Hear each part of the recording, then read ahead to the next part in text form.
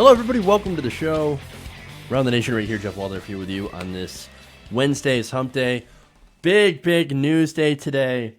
A lot of stuff about Donald Trump. Of course, we've got a Donald Trump day, basically a giant news dump. And, of course, dump is kind of what I would equate our president to at the moment. So, fun times. Speaking of dump, I know, right? I'm just going to keep using that. We have a snapshot of Donald Trump's taxes.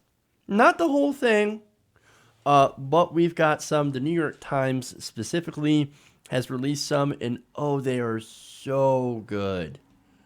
I can't wait. We're going to break that down. We're going to talk about how Donald Trump, not a good businessman. What we were saying all along. Again, the details are amazing. Then we have Donald Trump's response to this. That is also fantastic. And the internet, of course, takes him to task. Then we've got Fox and Friends playing defense as well. You're going to love that. Then we go to something serious, non-Trump tax related.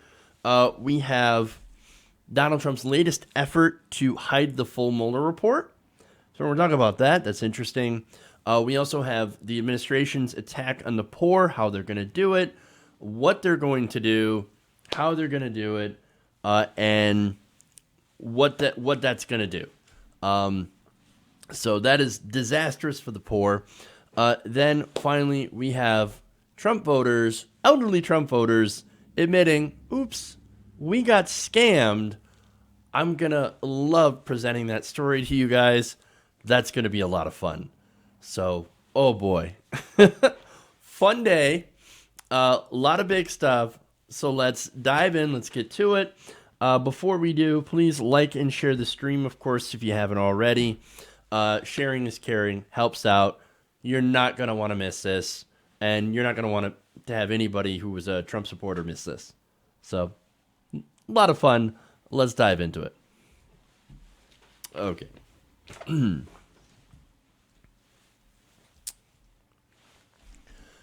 Now, on Tuesday, the New York Times released a damning report detailing 1 decade of Donald Trump's finances from his days in real estate. Now, as it turns out, he's a bumbling moron who lost about $1 billion of his, well, not his own personal money, I'll get to that point, between 1985 and 1994. So that led, of course, to him not paying taxes for some of those years. We'll get to that as well. Now, the Times report is based on printouts from Trump's official Internal Revenue Service tax transcripts. So it is real, even though they don't necessarily have the tax returns themselves. And it shows that the president is not very smart, not very good with money. In fact, he's lost more money, according to the report, than nearly any other individual American taxpayer. Now think about that. Now you guys who are curious about why he was hiding his taxes, I think this is it. That's it. It's because he is embarrassingly bad at business. So that whole thing about him, oh no, I'm so qualified to run the economy because I'm a great businessman, kind of blows that out of the water. Now, per the Times, Donald Trump's losses came from a rash of unprofitable business purchases, largely in real estate, that included a shuttle operation from Eastern Airlines, funded at a rate of $7 million per month, and the Trump Taj Mahal Hotel and Casino, which he opened with about $800 million in debt. Now, the report found that the casino had never recouped its debts and sucked revenue from Trump's other casinos, Trump Castle and Trump Plaza, putting them deep into the red. By 1990, Trump's adjusted gross income was a total of negative $400.3 million, which would balloon to negative $915.7 million by the end of 1994. Now, that amount was described in a recent New York Times report, or I should say an earlier report, as, quote, so substantial it could have allowed him to legally avoid paying any federal income taxes for up to 18 years. Wow. Oh, that's sad.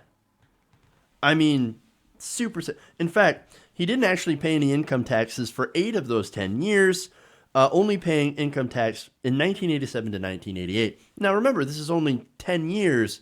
He could have not paid income taxes for far longer, and we just wouldn't know it. Now, more. Trump was required to pay taxes both years, 1987 and 88, through the alternative minimum tax, which the Times described was created to make sure wealthy people could not avoid all income tax through loopholes and deductions. So it wasn't necessarily just a normal tax. It is the alternative minimum. So take that as you will. So now the question is, what kind of idiot loses money owning casinos? I mean, you have to be really, really bad. Doesn't the house always win? And that's the whole point of a casino, is to separate fools with their money. I mean, okay, now there's more. The report also notes that Trump did make some money, some revenue in that time. For example, he got a $67.1 million salary in 1988, which came from a lucrative deal with former TV host Merv Griffin for the Taj Mahal, and an unexplained $52.9 million in interest income in 1989. So you have two sources there. A deal for basically the Trump name, which was still very big, and some business interest where basically we don't know where it came from. That was his income. Not from any of his business. No, just from basically something that he was born with, his name, and some sort of interest. Okay, now it gets worse. Per the Times, Trump's primary money-making scheme, however, wasn't those two different things. It was a corporate raider, in which Trump would buy stock in companies to fuel speculation that he would buy out the company only to drive up the stock price and then cash out. So he would go in and he'd be like, oh, I'm going to buy a bunch of stock in this company because, I eventually want to take it over. So he'll go to the press and be like, I want to take over this company. I'm slowly buying it out. Look at all the shares I own already. And what would that do? That would drive the stock price up. And then he'd just be like, suckers, I'm actually not going to buy it. I'm going to sell all my stock. And that's what he did. And then that's primarily where he would make a lot of his money. So now that screws over companies long term, of course. And after a while, people caught on. Eventually, the Times reported the scam stopped working when investors gave up on taking his boasts seriously. Oh, it's that Donald Trump. He's trying to scam us again. Yeah, we're just going to ignore that and not buy into stock in this company. Oh, man. Now, we also, okay, so basically what we've learned in the report so far is that we've just got more proof that Trump is a liar, a fraud, and an outrageous scam artist. He blew $1 billion of, is it his money? His daddy's money? Well, we'll get into that as well. But basically, it shows that he's too stupid to run a business. Effectively. That's who the president is. There's more. As always, according to the report, any gains were overwhelmed by losses on the casinos and other projects, and Trump ultimately lost the bulk of his gains from his 4-year trading spree. And again, it's because he's a serial bungler. And there's one more part for this report, and I really love it. It's my favorite part here. Now, as the Times noted, though now the now president could stand to lose so much money and keep up his gilded lifestyle, largely because the money he lost wasn't actually his. Most of Trump's money, the Times found, actually belonged to others, to banks and bond investors who would supply the cash to fuel his acquisitions. Trump also secretly leaned on his father's wealth to continue living like a winner. A winner. No, okay. Living off another person's money and success. That's the Donald Trump story. Again, his father was a very successful businessman. Now, he was not a good person, but when it came to business, Fred Trump was actually a pretty good businessman. He built a business empire, which then fell to Donald Trump. And of course, he ended up getting a large inheritance, about $400 million. So, and all of that came from Daddy. And as we've learned from previous reports, whenever he would go bankrupt from one of his ridiculous business ventures when his father was alive, guess who would be there to bail him out? It would be his daddy. And so he's never earned a thing in his life. And he's a terrible businessman. How sad and pathetic is this? And by the way, that shows that everything that President Trump talks about when it comes to being a successful person, living off of your own merit, all that stuff is basically gigantic amounts of projection. Trump, it turns out, is the biggest loser of them all. $1 billion loser. Sad. Okay. You know what's sad? I forgot to turn on my sidebar. That's okay. Moving on. So let's talk excuses, right?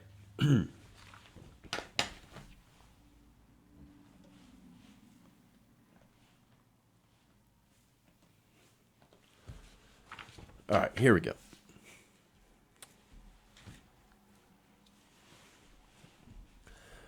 Now, the New York Times recently released a bombshell of a report on Donald Trump's taxes. Now, the report noted that he had lost over $1 billion of investor money and some of his father's fortune over a period of 10 years. Now, that is deeply embarrassing.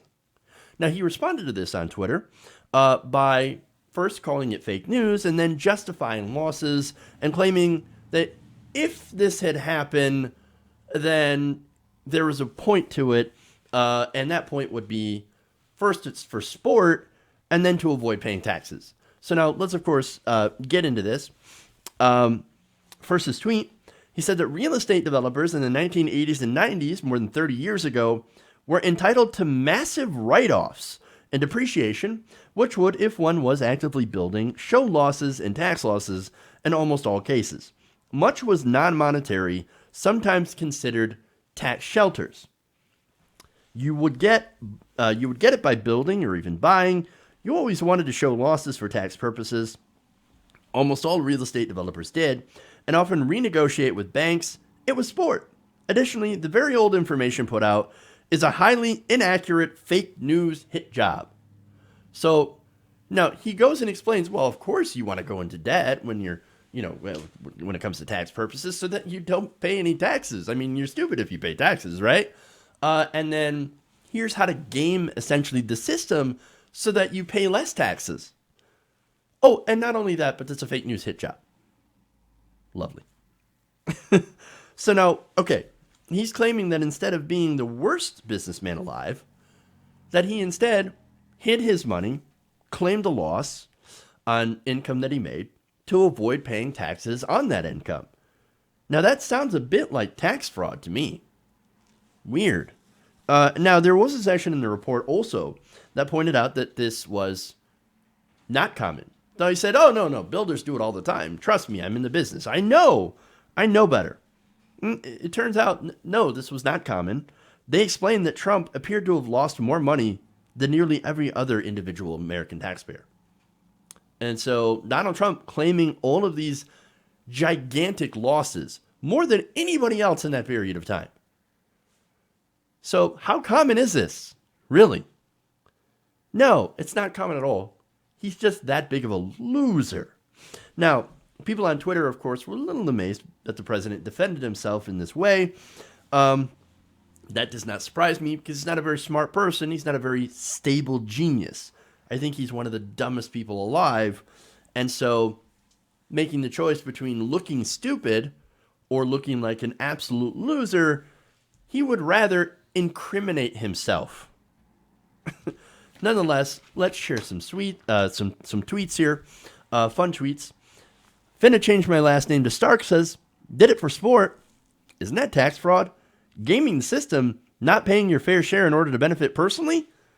Yeah, you definitely should do everything you can to stay in office. Once you're out, you're going to jail. I don't know about that part, but and that's of course because nobody who is rich who does a crime ever really gets in trouble. I mean, Bernie Madoff is one of the only ones, but he committed the biggest crime that you could ever commit. You ripped off rich people. But then again, Donald Trump apparently might have also ripped off rich people. So there's that. Moore, the Give Smart guy, says, I know that we're numb to this stuff now, but the president just said he committed felonies for which he was never prosecuted. Tim O'Brien said, translation, even though I aggressively used shelters to keep my taxes low for decades, my tax returns also show that I was a very inept businessman, kept afloat by my father's money and huge bank loans until I almost went personally bankrupt. Jimmy Burdoff says, you're admitting to tax fraud right now. Right now. Stupefud says, I'm going to play sport on my taxes. Donnie says it's fine. Yes, we should all play sport on our taxes. See what happens. More, Oliver Wasau says, I did it on purpose. It was fun. Everyone did it. And it's a lie. I didn't do it. I love the contradictions in his explanation. Fake news, hit job, never happened. But if it did happen, this is how you would do it. Because everybody does it. More. Daniel Wessel says, Trump's best defense is to admit to tax fraud. Cool. Perry Bain says, if Trump is honestly saying that the information provided in his tax returns for a full decade was all highly inaccurate information, then he just confessed to being one of the largest tax evaders in history. Hey, you know what? Maybe he should release all of his tax returns then. If you want to prove the New York Times wrong and say that information is highly inaccurate, well, then there's one way you could just give your full taxes. That would work, right? Rune Linding says, you always wanted to show losses for tax purposes. That would be tax evasion. Because again, you don't want to do that. Finally, Andrew Robinson says, show losses? Exactly. Now, you can only show losses if they actually exist. Showing losses which don't exist is fraud. Which is yours, losses or fraud? And I'm going to go on a limb here and say a little bit of both. It's a little bit of A, a little bit of B. Now, A, of course, is that Trump is incredibly inept. He's the most inept businessman I think we've ever seen. And he's never met an inheritance that he couldn't bungle away. And B, he's corrupt. He's a fraudster. He used to run a scam where he would literally buy stock, usually on borrowed money or from his dad's fortune, boast about buying at a company, which would drive up stock prices, and then he would sell it off. He's a corporate raider. That's one of the ways that he was able to make money, right? And not only that, but are we even questioning that Donald Trump's a scam artist at this point? He ran a literal fake university. Come on, man. Really? And what's even more pathetic is that most of Trump's money belonged to other people. Banks and investors who had supplied cash to fuel his acquisitions, from the report. And had continued to lean on his father's fortune in order to live like a winner. Dude, that's your president. A fraud, a cheat, and a criminal. I think it's about time. Maybe we should impeach the MFer. Okay. More. One more here. Let's get to Fox and Friends and their hilarious defense. It's great. You're going to love it.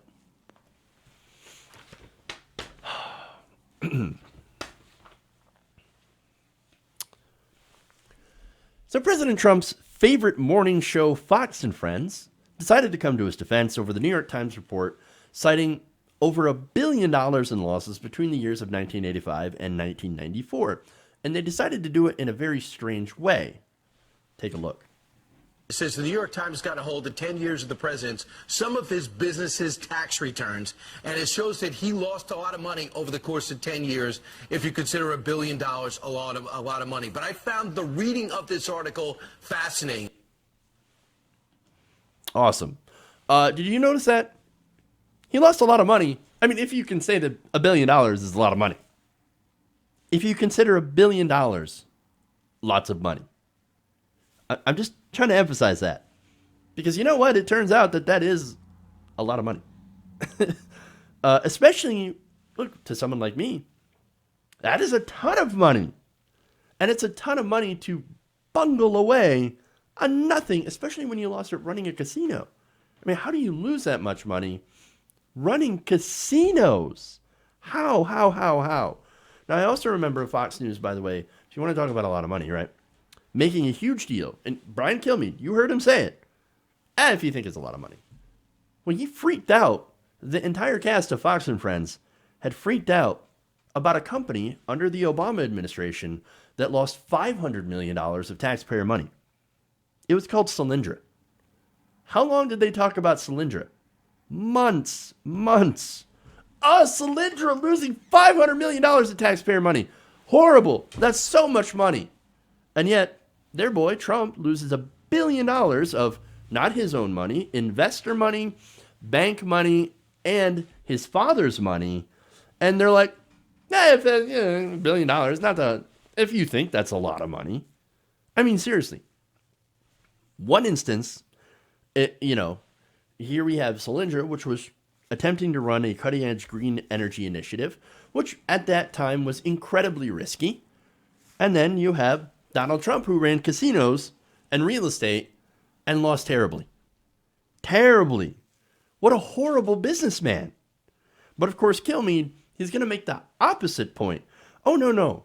He's not a terrible businessman. He's bold. And losing all that money, in fact, made him a better businessman. Watch. He's a bold businessman, which is chronicled here. There's nothing about this article that should surprise anybody that got the Daily News and New York Post throughout the last 10 years. Just give details. Here's an example. He's had pass-through income. So, for example, there might be an incentive to go buy that building, to buy that casino, because I'll take a loss this year in order on my tax returns because I want to buy for a rainy day. I have the resources. Because there was a time that he was actually building his empire. The information focused year by year at a time of gathering loss. He bought his partners out at Trump Tower, the Trump Plaza Hotel and Casino. He bought an apartment building in West Palm Beach for $43 million and business losses for $68.7 million. For us, or at least for me, I can't imagine having that much money, spending that much money, and being in debt. For him, it makes sense. He's buying now, building it up because he had confidence. He knows the properties would be worth more. The properties began to build in '86. He bought, in '87, he spent $29 million on a yacht. The market crashed the next day. So no problem. He held on to it. He bought a shuttle operation. It didn't do too well, but he held on to it. But when he sells it, he takes the loss on his taxes. So for you or I, maybe buying a summer home is a big move, or maybe even a trailer. But for Donald Trump, he says, I got some money, but I want to really expand my empire. I want to take chances. That's what he's done through his entire life, as a personality, as a host, as a businessman. Well, and guess what? Not all of us win on everything we buy. Summer home. I mean, summer home is a big deal. Wait. What regular person is buying a summer home? No one I know. Now, of course, Kilmeade, I'm sure he knows lots of people that are like, oh, of course, you're going to buy a summer home. Where do you summer? But for regular people, that's not a thing. Maybe to people closer to retirement or almost, maybe they're buying summer homes. But again, people in my age group at least, we're not buying summer homes. It's ridiculous. But, okay, let's go to the most interesting quote here. I can't imagine having that much money, spending that much money, and being in debt. But for him, it makes sense. What makes sense about that? Being in debt? No, that doesn't make sense. And again, he's basically saying, what a great businessman. I can't believe he's so bold to lose $1 billion. I mean, I can't imagine having that money in the first place. Well, again, it wasn't Donald Trump's to begin with. Most of Trump's money belonged to other people. It came from investors. It came from banks. That they supplied his money. And then, guess what? They lost it. He looked at them and said, you guys are suckers. You gave me all this money, and I just blew it. Ha! That's what you get from trusting me because I'm a moron. And it was found, of course, that he, in order to keep up his lifestyle, he had to borrow money from daddy. Of course. Pathetic. What a loser. Speaking of pathetic, one more video here. This is from Ainsley Earhart. who is, again, trying to defend this. Let's take a look. Hilarious. Watch. And guess what? Not all of us win on everything we buy. I think that's how the voter feels. I feel Absolutely. like they realize he's a billionaire. He was campaigning on the trail with his plane behind him that's as big as a Delta jet with his name on it. We can't even fathom that kind of money. So I'm sure that if you have that kind of money, you look at tax laws, you buy things to take a loss so that you make more the next year. But that's not how most of us think. So I think it's interesting to read this article. It's interesting to see that he had a $29 million boat, or that he had this. That's a big boat. Yeah, but I don't think it's going to sway anyone at the polls. If the It economy's intrigues me doing well. more, actually. It's not going to sway anybody at the polls. Well, you know what? Maybe she's actually right about that. Because there are a lot of people that are like, oh, this guy is the worst businessman in the world, and he's running the economy? No, that's fine. I don't care. What? But wait. Don't you think that matters? If you elected him, if you voted for him, because you think, what a great business. We need a great businessman to run the economy because he understands business. And then you hired someone who knows nothing about business and completely tanks everything he's ever ran. Well, then you just destroyed the whole reasoning for your vote. Then what's left? Maybe you're too embarrassed to think, okay, I made a huge mistake. Holy crap. Because right now the Trump economy has been running on a sugar high. And so that sugar high is tax cuts for the rich and deregulation. So eventually, what happens after a sugar high? You crash. But now, one more statement from Earhart. And she said, look, if anything, you read this and you're like, wow, it's pretty impressive. All the things he's done in his life, it's beyond what most of us could ever achieve. You know what? I actually think she's right about that. It is actually pretty impressive. I am impressed how someone could get every single break in the world, inheritance, a famous name, investor money, tons of investor money, right? And could blow it so thoroughly that he couldn't afford to pay income taxes for 8 out of 10 years. He was making that little money. He was running about negative $400 million. Actually, by the end of that 8 years, he's running about $900 million in the red. I mean, come on. You know what? To be honest, it is actually beyond what most of us could ever achieve, because none of us, I don't think, could bungle this money so much. I mean, look, this is, of course, I mean, Donald Trump's one of Donald Trump's favorite shows, so you know what they're doing. Fan service. And it is such a hilariously pathetic display from some of Fox News' biggest Trump sycophants. It is so sad. They call themselves news. Okay. Anyway, I'm going to take a break. We're going to come back. We got more stories here. We're going to talk about attempting to hide the Mueller report, the full Mueller report. That's interesting. So stay tuned for that. We're going to come back and we're going to talk about that. Then we've got Donald Trump's attacks on the poor, the Trump administration, and then voters get scammed. Shocker. So we'll do that after the break. Please leave your messages. We'll read some super chats, etc. So we'll do that. Be right back around the nation.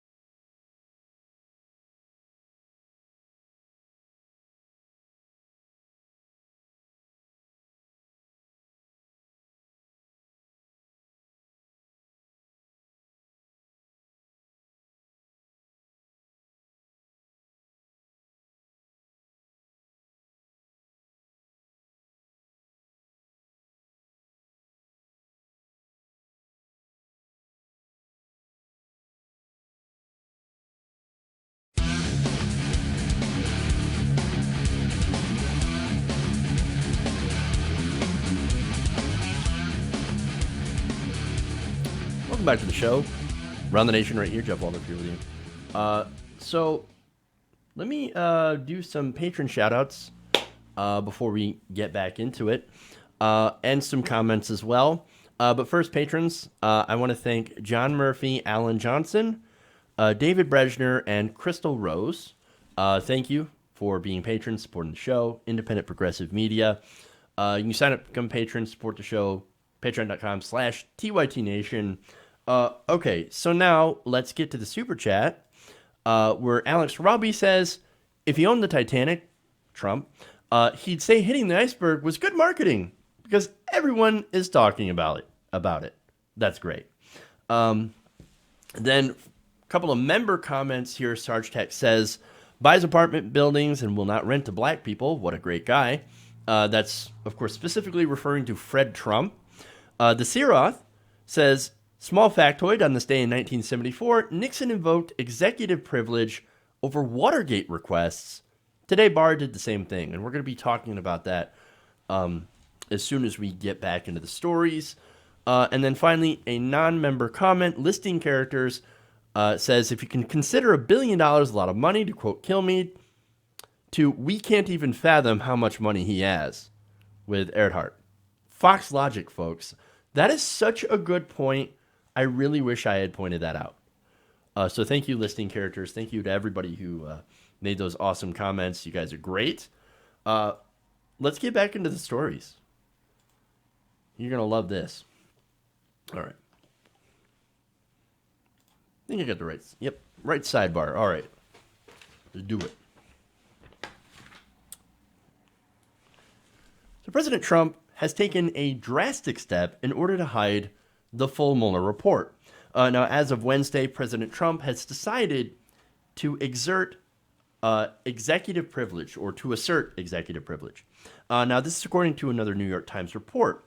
And they said that it was an effort to shield hidden portions of Robert Mueller's unredacted report and the evidence he collected from Congress. Now, the assertion, they said, Mr. Trump's first use of secrecy powers as president came as the House Judiciary Committee was expected to vote on Wednesday to recommend the House of Representatives hold Attorney General William Barr in contempt of Congress for defying a subpoena for that same material. So now that's interesting. So Congress asked for this information, right? And they're able to do that. They were able to subpoena the Department of Justice. William Barr said, no, I'm not going to give it to you. Well, because William Barr, of course, is there to protect Donald Trump. And so what the recourse was for the House is, okay, well, until you give us that material, we will hold you in contempt. Now, interestingly enough, the House has also ran into problems with Trump's full tax returns with Mick Mulvaney. The House also said, okay, we want Donald Trump's taxes.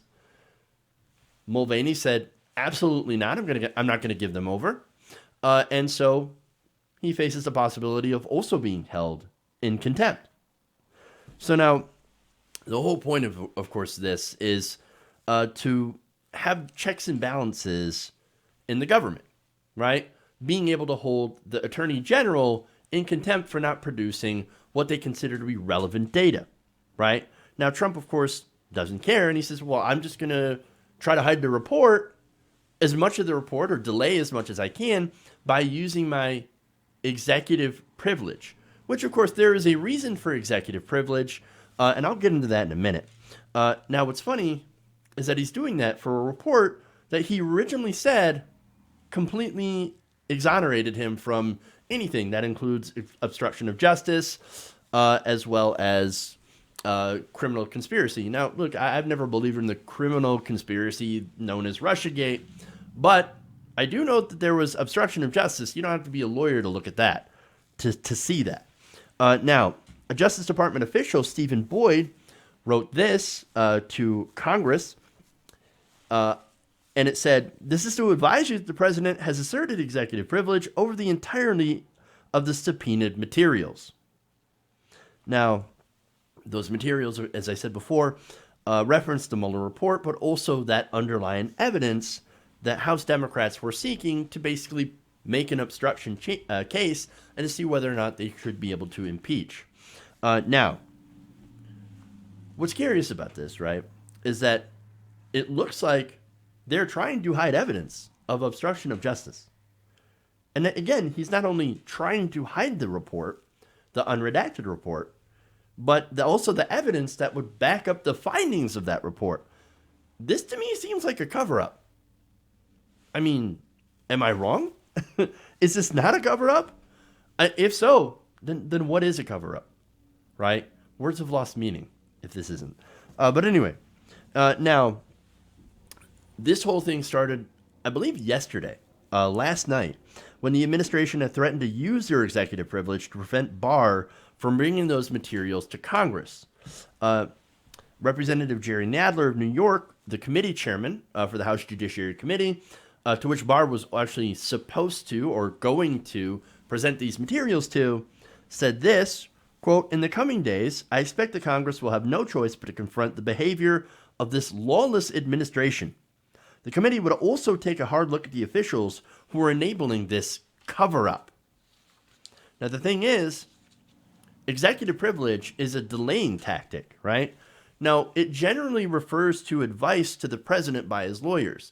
So now, in this report, if he got advice from, for example, some of his lawyers, former lawyer Don McGahn, or somebody like, I don't know, Rudy Giuliani, right? That advice, he could go back and say, hey, wait a minute. That's advice my lawyer got me. That's executive privilege. You need to redact that. Make sure that nobody sees that, because that's advice I got from my lawyer. Well, that's fair. That's what executive privilege is supposed to be about.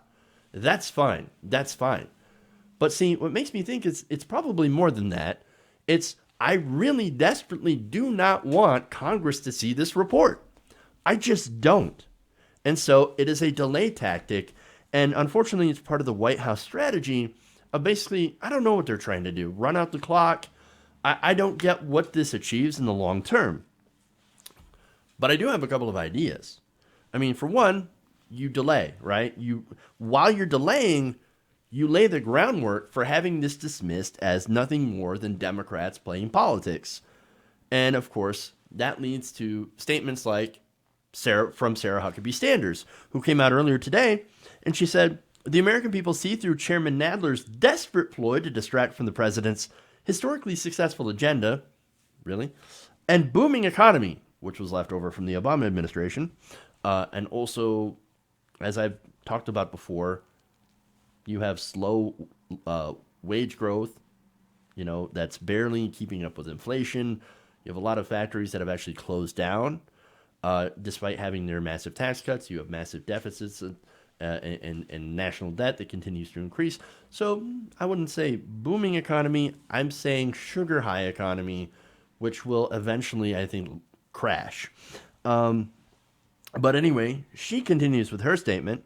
"Neither the White House nor Attorney General Barr will comply with Chairman Nadler's unlawful and reckless demands." No. What's unlawful is the Attorney General saying, I'm just not going to appear before a subpoena from the House. Just not going to do it. I don't feel like it. I don't really want to show up. And that's why he was going to be held in contempt. Now, it's not going to happen, as the president has asserted his executive privilege. Now, she also said, faced with Chairman Nadler's blatant abuse of power, projection, and at the Attorney General's request, the president has no other option than to make a protective assertion of executive privilege. Now, what are they protecting? What are they protecting? I'm kind of curious. But again, here's the framing, right? Oh, look at poor Trump. He is the victim of the vicious and cruel Democrats. Wait a minute. Now, I have a lot of words for Democrats, especially for House Democrats, congressional Democrats, like, for example, look, even Jerry Nadler, but more along the lines of people like Nancy Pelosi, right? One of those words would not be vicious. I guess maybe if you look at how she treats progressives. But look, generally the Democrats are fairly weak. But when it comes to this and their powers of basically getting subpoenas and trying to get information from the and doing investigations of the president, surprisingly, they're actually kind of strong. But nonetheless, right? Let's talk about distraction, actually. today we find out that the grifter in chief has left $1 billion of not his own money on his failed business ventures. So I guess if you want to distract from something, maybe it's to distract from the embarrassment that you're not actually a billionaire. I don't know. Or maybe something else that you might want to distract from is the fact that the Mueller testimony is going to happen tentatively next week. So I don't know. Which, by the way, the Mueller testimony will not be impacted by this. I'm just saying. So I think this is a incredibly desperate move from an incredibly desperate administration and an unhinged president. It's not going to go far. It's not going to go well because I think after they, I guess, get rid of whatever in that document, which could be considered privileged information, they're going to have to present it to Congress. And so we'll see what happens when that happens. All right.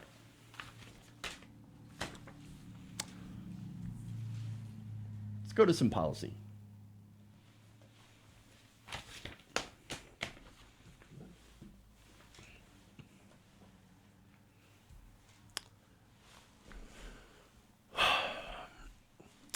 Now, the Trump administration has a new plan to screw over poor people who are barely making ends meet. And this plan involves changing what being poor actually means. Now, the Trump administration on Monday has moved to change the definition of poverty in the United States.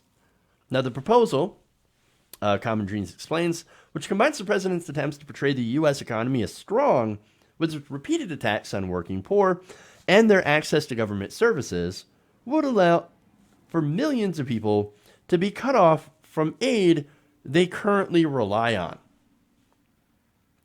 In a regulatory filing, President Trump's Office of Management and Budget wrote that it may change how inflation is calculated in order to reduce the number of Americans who are living below the federally recognized poverty line and are therefore eligible for certain government support services and social programs.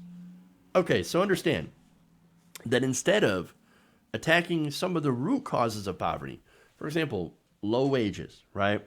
The higher costs of goods and services, right? Student loan debt, lack of opportunity for people, for example, in inner cities and rural areas, right? All over the country.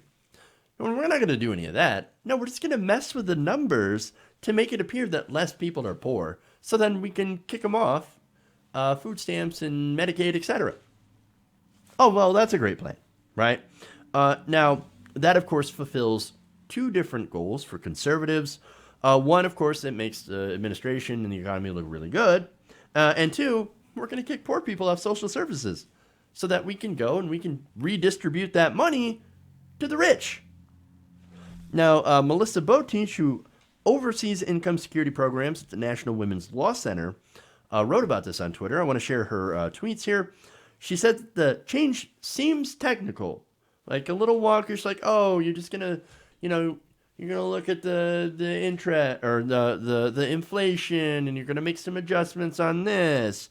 However, she says it's not just that. It may look technical, but it's deceptive. It's actually a big attack on working people. In short, she says, Trump wants to weaken how our poverty definition keeps pace with the cost of living. So each year, as costs go up, many working people with low pay would gradually be stripped of WIC, Medicaid, and other basic services. And they do that by a tricky little move called change CPI. Now, if you guys remember watching the show back during the Obama administration, that was the exact change that the President Obama and Joe Biden had put on the table. We're going to change Social Security to a changed CPI system, which essentially means a cut in your benefits. You get less money as the years go by. Now, here's how it works, according to Bloomberg News. Change CPI would assume that consumers will change what they buy as items grow more expensive through inflation. So that's basically the baseline, right? It basically assumes that consumers will make different choices. For example, cheaper choices. Instead of buying designer clothes or designer shoes or whatever, oh no, they'll just go and change that and go to Walmart to buy their shirts. But wait a minute. I don't know any poor people who are buying designer clothes. They're already shopping at Walmart. They're already holding off getting new clothes because of how poor they actually are. I mean, this whole thing would suggest that people aren't really struggling to afford necessities. Oh, no. They're doing actually pretty well, even though they're considered poor. We just need to make them have them make better decisions. I mean, if they didn't make such poor choices to begin with, then they wouldn't be poor. Now, what's funny is that this kind of coincides with a recent article from USA Today. Now, they calculated, and I love when they do this, right? Because every time it is incredibly tone deaf. It had an article that suggested that Americans could save $18,000 a year if they cut certain things out of their budget. Oh, really? Well, okay, do you want to know what it included? You're going to love this. Things like ride sharing, fast food, grooming supplies. Yes, grooming. As in personal freaking hygiene. Who needs that? Who needs to get a haircut? Or, am I right? You can save a lot of money by never getting a haircut. They also have buying lunch. Just skip lunch and you'll stop being poor. I mean, you don't need to eat anyway. No, just have breakfast and dinner, real cheap, and skip lunch. It's fine. You'll save tons of money. Not only that, but there's, of course, things like cable. I know a lot of people my age that have cut the cord that no longer have cable TV. Online shopping and impulse shopping, among other things, right? Now, look, I don't know a lot of poor people who impulse shop. And look, I know maybe it's not a great example, but look, I was poor for most of my life. Did I impulse shop? Not really. So some of the stuff that you see here, you kind of need, like lunch and personal grooming, very important for people, right? Because if you don't get a haircut every once in a while, unless you're, of course, follically challenged like myself, you might want to get a haircut, or else people are going to start calling you a bin raccoon. Points to people who get that reference. Now, again, functionally, right? Back to how this works. Now, the definitional change, they explain, would result in a slower inflation rate, which is used to determine how many Americans are eligible for programs like Medicaid, SNAP benefits, and other federal assistance. And as of 2018, and this number is astounding, a family of four making $25,900 per year was considered to be living in poverty, based on the necessities they could afford with the current inflation rate. Under the new system, OMB officials wrote in the proposal, changes to the poverty thresholds, including how they are updated for inflation over time, may affect eligibility for programs that use those poverty guidelines. Now those, again, $25,900 for a family of four, that could be, they could change that to where you have to be even poorer, where $25,900 a year is not poor enough to get food stamps. That's insanity. Insanity. So you are barely surviving. You are not making a lot of money when you're making that. And you're buying the basics. And here comes the Trump administration with change CPI saying, we're going to cut you off at the knees. We think you're making too much. We think you're living too well. So, yeah, we're just going to mess with the numbers. And if you suddenly become ineligible for your food stamps, well, it's a sad day for you. It is such a rich person assumption that you can, that the whole problem that you're poor is that you're not budgeting well enough. No, if you're poor, it means you never really had the money for that stuff to begin with. And by the way, I'm not saying that some people don't waste money on things that people say that they shouldn't, right? Or on stuff you're not recommended by. So maybe once in a while a poor person has an impulse buy and buys something that they want, like a movie or a game or whatever, right? Or goes to a movie or eats out once in a while. Look, that person I mean, think about that, right?